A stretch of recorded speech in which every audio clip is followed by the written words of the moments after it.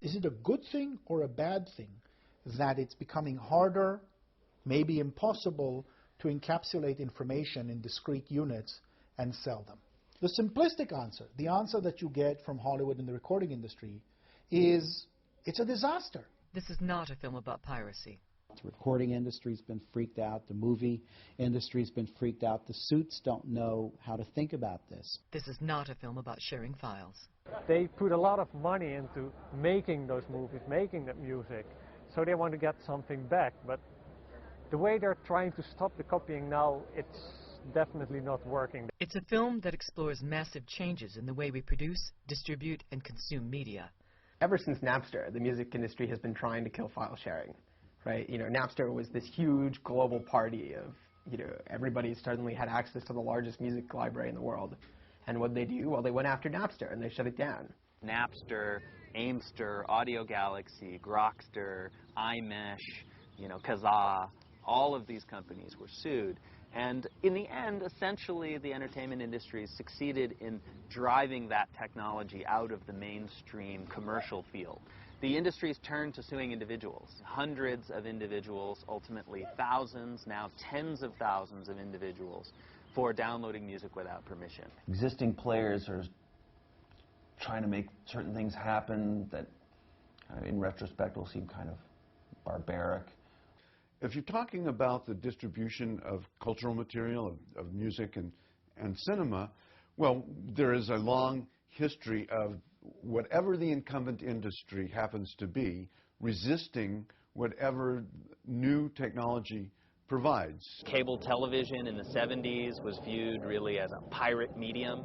All the television networks felt that taking their content and putting it on cables that ran to people's houses was piracy, pure and simple. The video recorder was very strongly resisted by Hollywood. There were lawsuits immediately brought by the movie studios who felt, in fact, who said publicly that the VCR was to the American movie industry what the Boston Strangler was to a woman alone. New information technologies provide Hollywood and the recording industries with fresh channels on which to sell products. But they can also open unplanned possibilities for their consumers.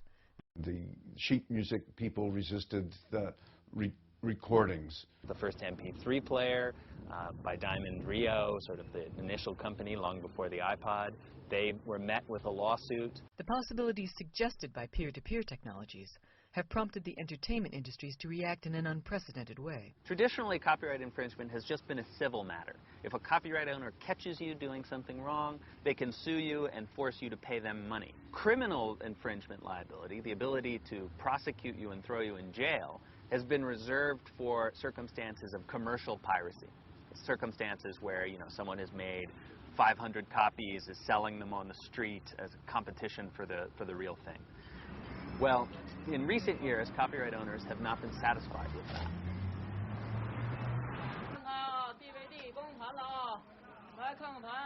They have wanted to reach out and have criminal recourse against people who are engaged in non-commercial activities.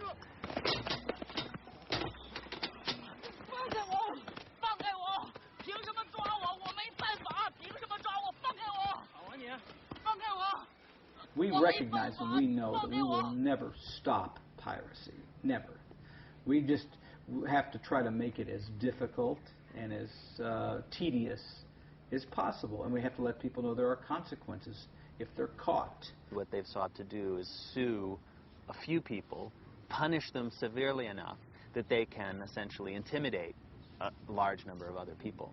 It's really as though they decided to intimidate the village. They would just chop off the heads of a few villagers, mount those heads on pikes as a warning to everyone else. The fact that the DVD writer is the new weapon of mass destruction in the world is primarily for the fact that a $50 billion film can be reproduced at the cost of, let's see, 10 or 15 cents. There is a fantastic quote by Mark Getty, who is the owner of Getty Images, which is a huge corporate image database, and he's one of the largest intellectual proprietors in the world. He once said, "Intellectual property is the oil of the 21st century." It's a fantastic quote. You can condense it to one word, that is war. He declared war with that, saying, we will fight for this stuff, these completely hallucinatory rights to images, ideas, texts, thoughts, inventions, just as we're fighting now for access to natural resources. He declared war. Strange kind of war. I would take it serious, but it's ridiculous and serious at the same time. This is not the first war that has been fought over the production, reproduction, and distribution of information. People like to see the contemporary and the digital era as some kind of a unique break. And I think the important point to make here is not to see it as a unique break, but really to see it as a moment which accelerates things that have already happened in the past. Before the arrival of the printing press in Europe in the 1500s, information was highly scarce and relatively easy to control. For thousands of years, the scribal culture really handpicked the people who were given this code to transmit knowledge across time and space. It's an economy of scarcity that you're dealing with. People are starved, in a sense, for more books. There are images from the 16th century of books that were chained and had to be guarded by armed guards outside a heavy, heavy door, because it is very, very dangerous for people to have access to that. Print brought with it a new abundance of information, threatening the control over ideas that had come with scarcity. Daniel Defoe tells of Gutenberg's partner Johann Fust arriving in 15th century Paris with a wagon load of printed Bibles. When the Bibles were examined and the exact similarity of each book was discovered, the Parisians set upon Fust, accusing him of black magic. About to change everything, this new communications technology was seen as the unholy work of the devil.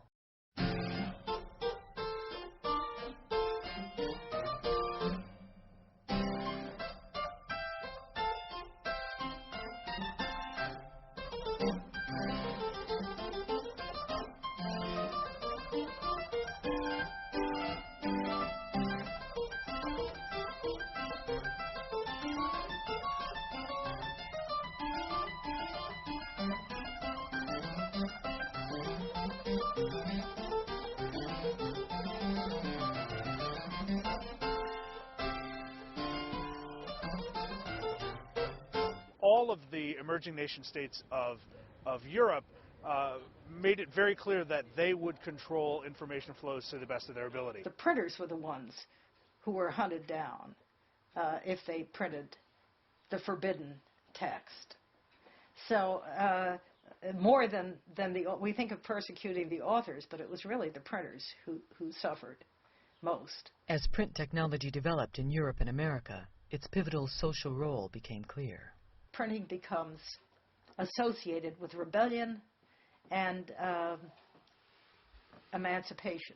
There's the governor of Virginia, Governor Berkeley, who wrote to his overseers in England in the 17th century saying, "Thank God we have no printing in Virginia, and we shall never have it as long as I'm governor." This was a reaction to the English Civil War and the pamphlet wars, and they were called paper bullets in that period. The basic idea of censorship in 18th century France is the concept of privilege or private law. A publisher gets the right to publish a particular text that is denied to others. So he has that privilege. What you have is a centralized administration for controlling the book trade using censorship and also using the monopoly of the established publishers. They made sure that the books that flowed throughout a society were authorized, were the authorized editions, but also were within the control of the state, within the control of the king or the prince. You had a very elaborate system of censorship, but in addition to that, you had a monopoly of production in a booksellers' guild in Paris. It had police powers, and then the police itself had specialized inspectors of the book trade. So you put all of that together, and the state was very powerful in its attempt to control the printed word. But not only was this apparatus incapable of preventing the spread of revolutionary thought, its very existence inspired the creation of new, parallel, pirate systems of distribution. What is clear is that during the 18th century, the printed word as a force is just expanding everywhere. You've got publishing houses, printing presses that surround France in what I call a fertile crescent. Dozens and dozens of them producing books which are smuggled across the French borders, distributed everywhere in the kingdom by an underground system. I have a case of one Dutch printer who looked at the index of prohibited books and used it for his publication program because he knew these were titles that would sell well. The pirates had agents in Paris and everywhere else who were sending them sheets of new books which they think will sell well. The pirates are systematically doing, I use the word, it's an anachronism, market research. They do it, I've seen it in hundreds and literally thousands of letters. They are sounding the market. They want to know what demand is. And so the reaction on the part of the publishers at the center is, of course, extremely hostile. And I've read a lot of their letters. They're full of expressions like buccaneer and private and people without shame or morality, etc. In actual fact, many of these pirates were good bourgeois in Lausanne or Geneva or Amsterdam, and they thought that they were just doing business. After all, there was no international copyright law, and they were satisfying demand. There were printers that were almost holes in the wall or down in the... If they were printing subversive material, they could sort of hide their presses very quickly. People used to put them on rafts and float down to another town if they were in trouble with the authorities. It was very movable. In effect, you've got two systems at war with one another, and it's the system of production outside France that is crucial for the Enlightenment. Not only did this new media system spread the Enlightenment, but I won't use the word prepared the way for the revolution. It so indicted the old regime that this power, public opinion, became crucial in the collapse of the government in 1787, 1788. In Paris, the Bastille had been a prison for pirates. But in the years before the revolution, the authorities gave up trying to imprison the pirates.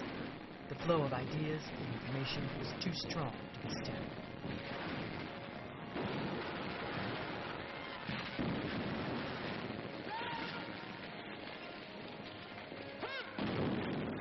And I think that's the dramatic change that was affected by the printing revolution, where all of a sudden the emergence of a new reading public, the emergence of an undisciplined reading public, which were not subject to the same norms of reading or the same norms of our relation to knowledge as it was in the past, was the dramatic shift. The fundamental urge to copy has nothing to do with technology.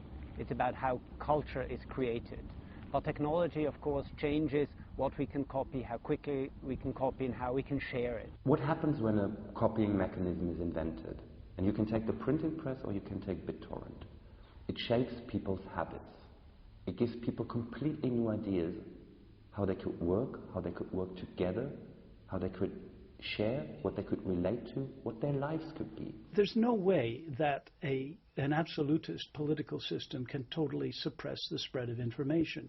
New media adapt themselves to these circumstances, and often they can become even more effective because of the repression. Why should improvements in our capacity to copy be linked to social change? Where stars are bright. Because communicating, so fundamental to what we do in the world, is itself an act of copying. The one technique that brought us to where we are is copying. Sharing is at the heart of, in some senses, existence. Communication, the need to talk to someone, is an act of sharing. The need to listen to someone is an act of sharing. Why do we share culture? Why do we share language? Because we imitate each other. This is how we learn to speak. This is how a baby learns. This is how new things come into society and spread through society. Basically, what keeps us together is that we copy from each other. When the spoken word was our only means of communication, we traveled far and wide to deliver it to others. Later, as we began to communicate in written form, armies of scribes multiplied our ideas. Our urge to communicate is so strong that we have always pushed the tools available to us to the limit, then gone beyond them, creating new technologies that reproduce our ideas on previously unimaginable scales.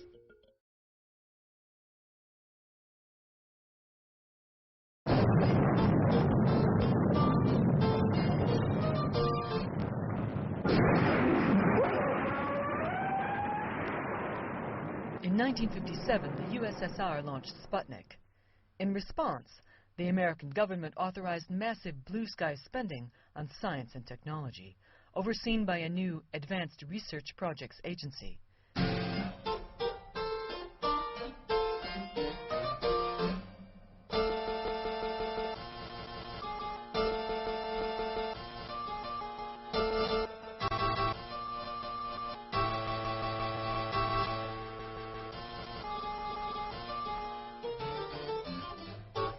It was ARPA, developing the ideas of visionary computer scientist Joseph Licklider, that came up with the concept of networking computers. It's been hard to share information for years.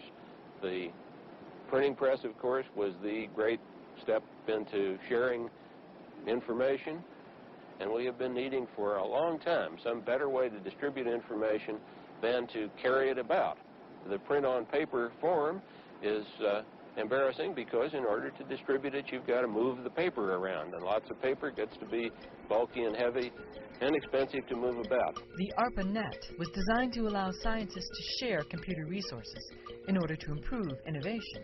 To make this vision work, ARPANET had to allow each machine on the network to reproduce and relay the information sent by any other. A network in which peers shared resources equally was part of a massive shift from the corporate and commercial communication systems of the past, in which messages radiated from a central point or down through a hierarchy. There was no center, and no machine was more important than another.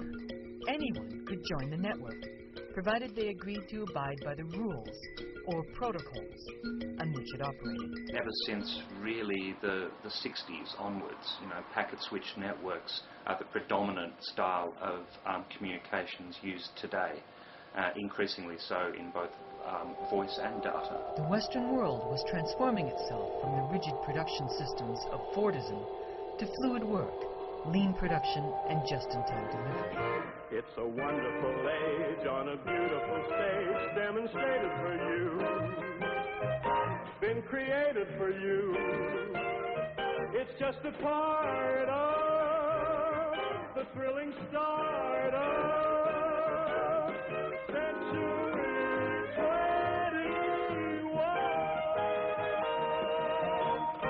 a post-centralized, friction-free economy needed a communication system just like this. We didn't build in the 1970s networks of hierarchs. The computers that existed in the world were all multi-million-dollar machines, and they basically interrelated to one another in very equal ways. One of the really important characteristics of the internet is that it's extremely decentralized, and that the services on the internet are invented and operated by other network users. The network is built so that there's nobody in charge, that everybody has control over their own communications. In relying on the internet, society was bringing into its very center a machine whose primary function was the reproduction and distribution of information. It's an inherent function of the networks that we use today, that this data is stored and copied, stored and copied. Normally transient, normally very fast, in milliseconds, microseconds. Specialized pieces of equipment such as switches, routers, hubs, etc. do this all in the blink of an eye. But it's the way networks work.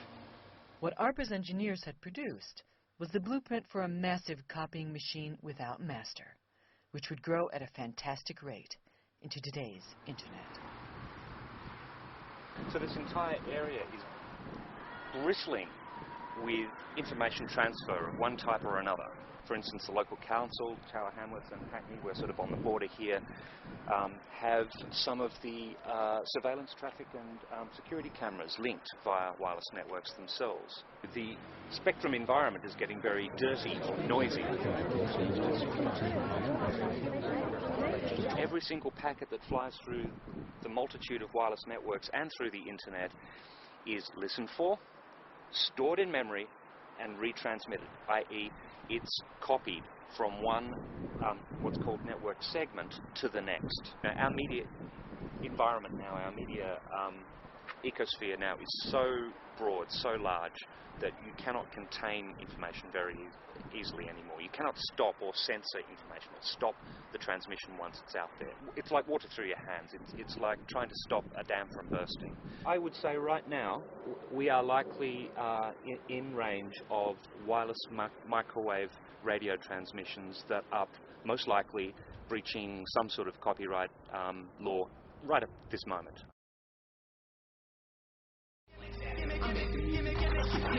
Try in the back of modernism and all this international law to make profit out of his own ungenerosity to humankind. One of the main battlegrounds in law, in technology now, is the extent to which it is possible to exclude people from information, knowledge, and cultural goods. The extent to which it's possible to enclose a bit, if you will, of culture and say, it's in a container, you have to pay me in order to access it.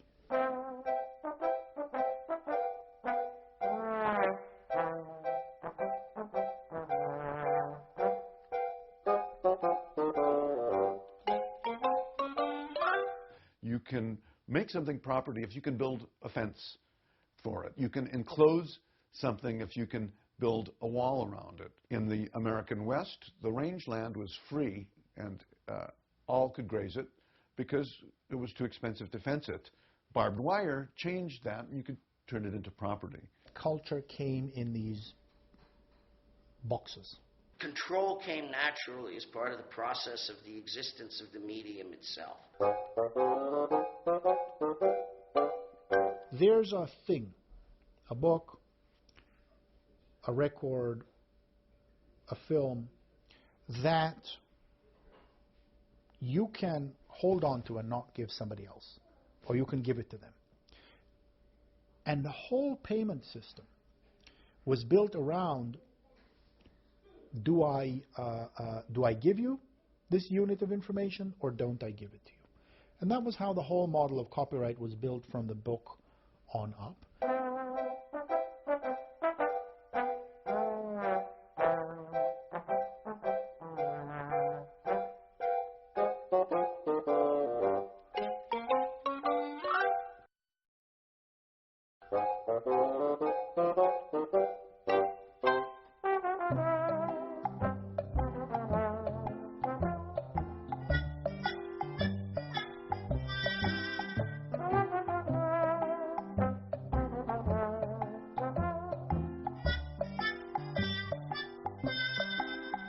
What used to be property, music, cinema, now becomes very, very easy to transmit across barriers. We have today the ability to make copies and distribute copies inexpensively. If one copy leaks out on the internet, very rapidly it's available to everyone.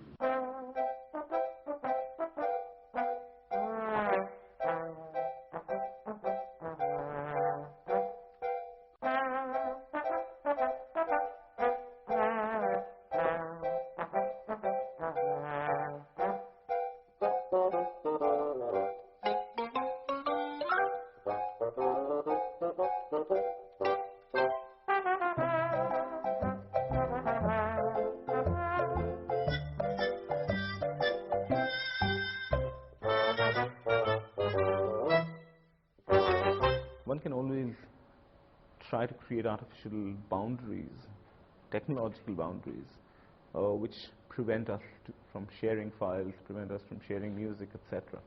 But how do you create a wall or a boundary against the very basic desire of sharing? I think the war on piracy is failing for social reasons. People like to communicate.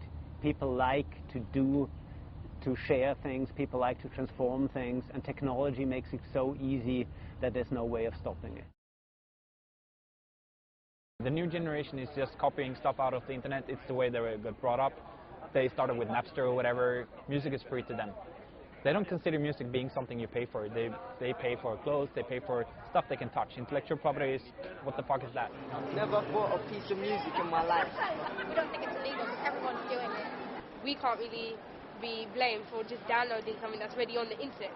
People think it's legal because like copying without the copyright. If it's a crime, why put it on there? So whether you're using a sort of long-lost peer-to-peer system like the original Napster, or you're using Nutella, or you're using BitTorrent, the principle here is that you are actually engaging in internet communication as it was originally designed. You are able to serve content as well as consume. Especially after the Napster lawsuit, we saw an emergence of a lot of more decentralized file sharing services. Computer programs that people could run on their own computers that would make them part of the network without having any one place where there's a master list or a master coordination. What this means is that, in fighting file sharing, the entertainment industry is fighting the fundamental structure of the Internet. Short of redesigning and re-engineering either the Internet or the devices we use to interact with the Internet, there's nothing that Hollywood or Washington or Brussels or Geneva can do anything about. They shattered Napster into millions of little pieces spread across computers all around the globe. And now, if you want to shut it down, you have to track down every single one of them and turn it off. And they just can't do that. They send out letters every month trying to shut down a couple here and there, but it just doesn't work. There's just too many. It's out of the bag now. Once it's that far distributed, it's really going to be hopeless. You can sue people forever. You can sue a handful of college students, university students in the United States. You can sue the investors of Napster, in Napster. You can sue the company that provided the software for Kazaa, but it doesn't shut anything down. We recognize and we know that we will never stop piracy. Kazaa lost a big case in the United States in the Supreme Court. Kazaa and Grokster and a set of other companies. So those companies no longer operate, but the network still works. In other words, the interface is still installed on millions of computers and people still use them. Never stop piracy. The music industry, if they want to stop file sharing, there's no central computer for them to go to and shut it down. They have to go all the way to the ends of every wire. They have to snip all the cords across the globe. So when the Pirate Bay got shut down last year and during the raid, Amsterdam Information Exchange, AMSIX, reported that 35% of all the European internet traffic just vanished in a couple of hours. The files have been shared. There's no way back. It's not about shutting down BitTorrent. It would be about confiscating everyone's hard drives. The files are out there. They have been downloaded. They're down. There's no up anymore. They're all down. Never, never, never. There's nobody you can go to and say, shut down the file sharing. The Internet's just not built that way. We're surrounded by images. Every day, everywhere. There's nothing you can do about it. But the problem with these images is that they're not yours. People's lives are determined by images that they have no rights to whatsoever. And let's say it's a very unfortunate situation. There's this work of mine that people have described as a series of unattainable women. In fact, it's a series of unattainable images.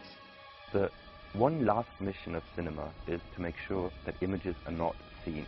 That's why we have DRM, copy protection, rights management, region coding, all that stuff.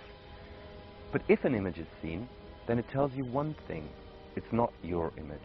It's their image. It's none of your business. Don't copy it, don't modify it, just forget about it. You can't just say, hey, it's just the movies. It is reality. It's a very specific reality of properties. Radio, television, newspapers, film. At the heart of all of them, there is a very clear distinction between the producer and the consumer. And the idea was a very, very static one, that here is a technology that allows me to communicate to you, but it's not really a conversation that one has in mind.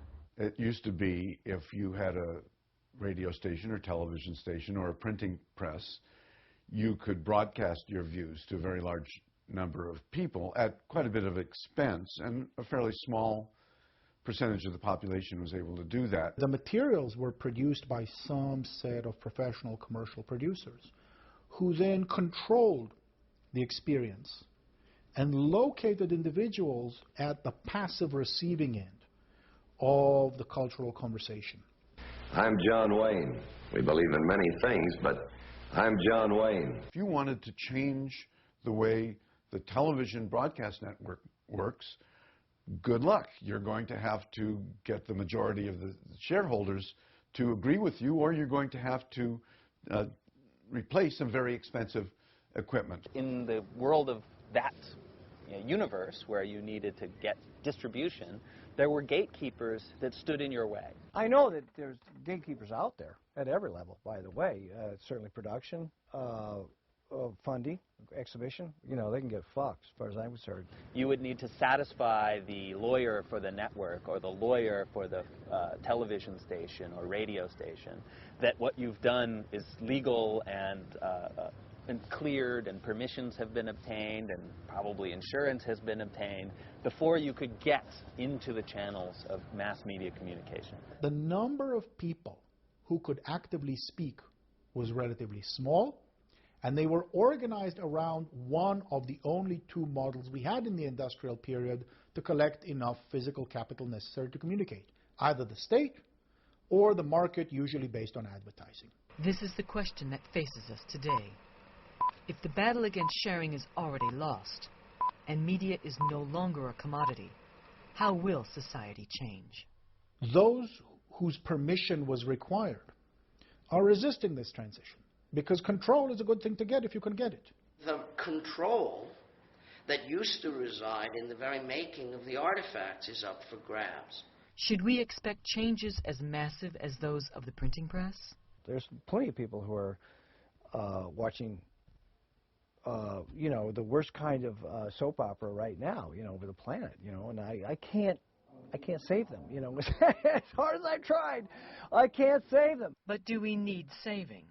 Will there still be a mass-produced and mass-oriented media from which to save us?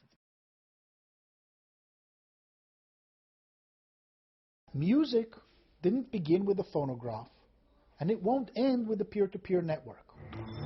Chipmunk, circular, fuck it, ice kid, we all be SDB, we up K, we up suits all day long, it's nothing, we up just, we up cats, everyone. Alright, listen.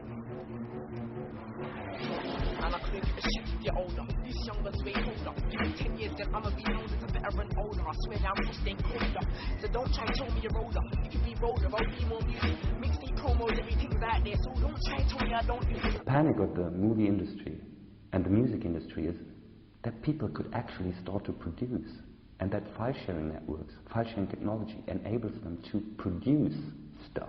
I do this, I'm colder, better than most out older, I take out any that are younger. Listen me, you dumb, you're an idiot, you'll never get this chip off your shoulder. This kid's colder than you were when you were this age. A whole little contest with this page, please don't play. While you done said that playtime's over, playtime's over, playtime's over. 6 years, 6 I've been a playground soldier.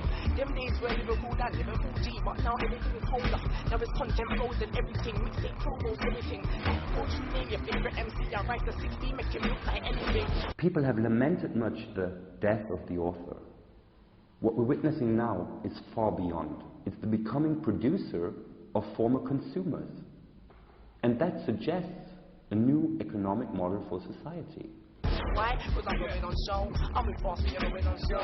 Like your TV out for the ratings, but my TV out for the dough. In the air, that's show. Hey, what we're going on show? So you put man pay me a bill, no less. I've got the right to run down the show. It is not so much the fact that the Phantom Menace is downloaded 500 times or 600 times, etc. Yeah, of course there is, you know, an imaginary specter of economic loss that informs that. But the real battle or the real threat lies in a shift in the ways that we think of the possibilities of ourselves as creators and not merely as consumers.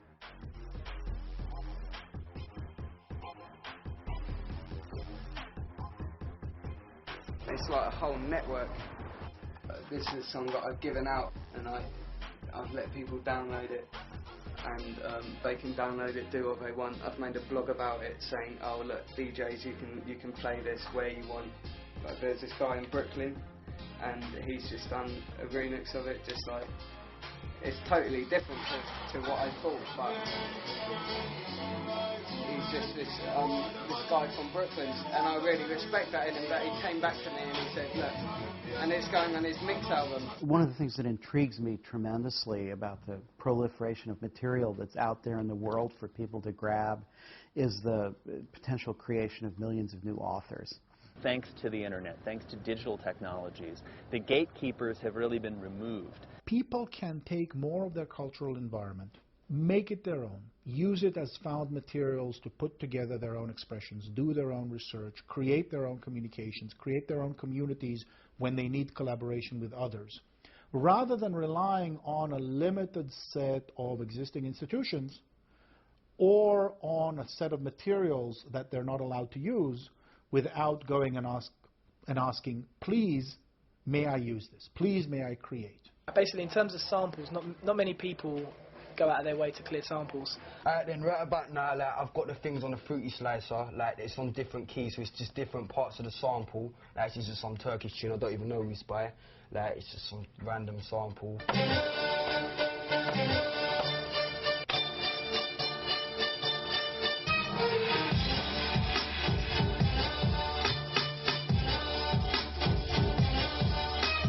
I make mainly instrumentals, so really I've made a tool for them to sort of MC to anyway.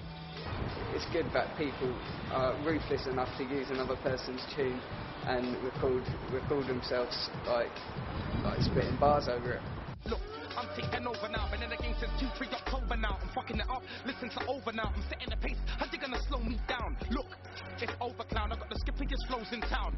Plus, you niggas can't fuck with my wordplay. I switch it back, DJ, bring it back, why? Sometimes you get the big artists freestyle on your stuff and just sort of put it out there on their CDs and you don't even know about it. We live in this world in which absolute abundance of information is an everyday fact for a lot of us, and this means that we have a certain attitude towards the idea of information as property.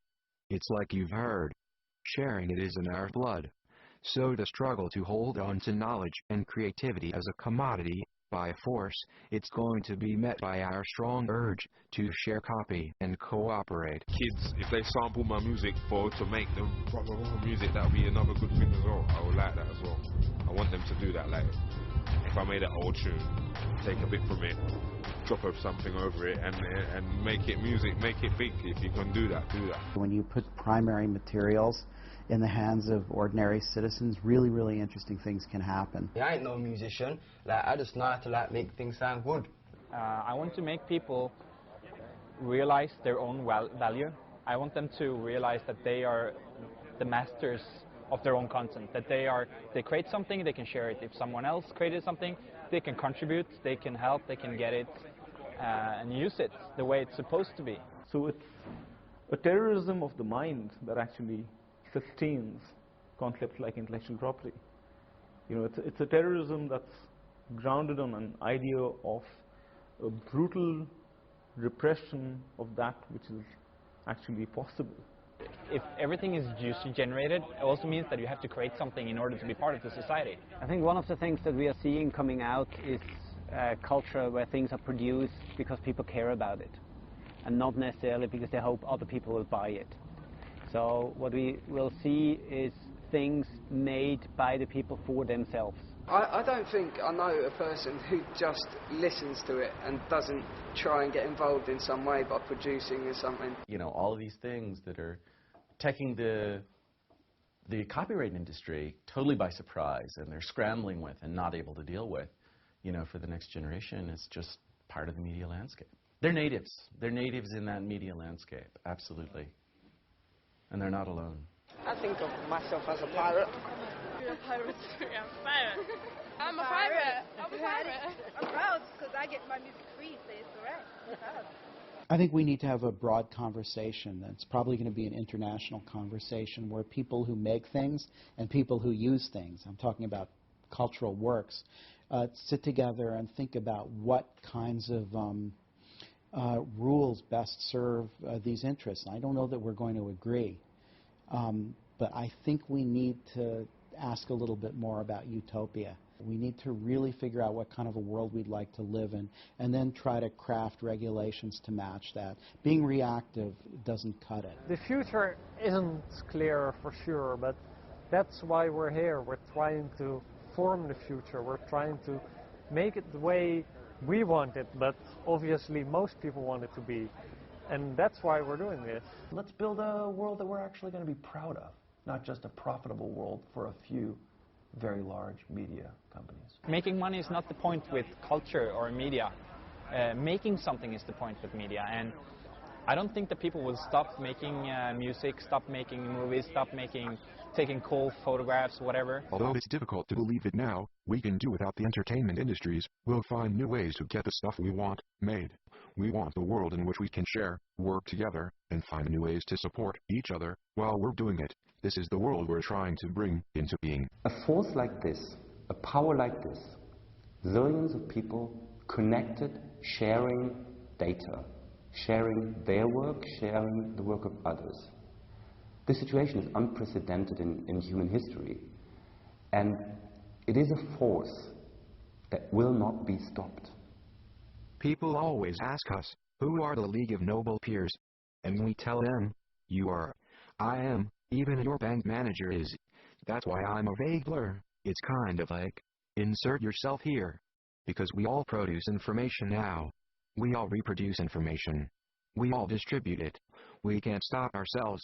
It's like breathing. We'll do it as long as we're alive, and when we stop doing it, we'll be dead.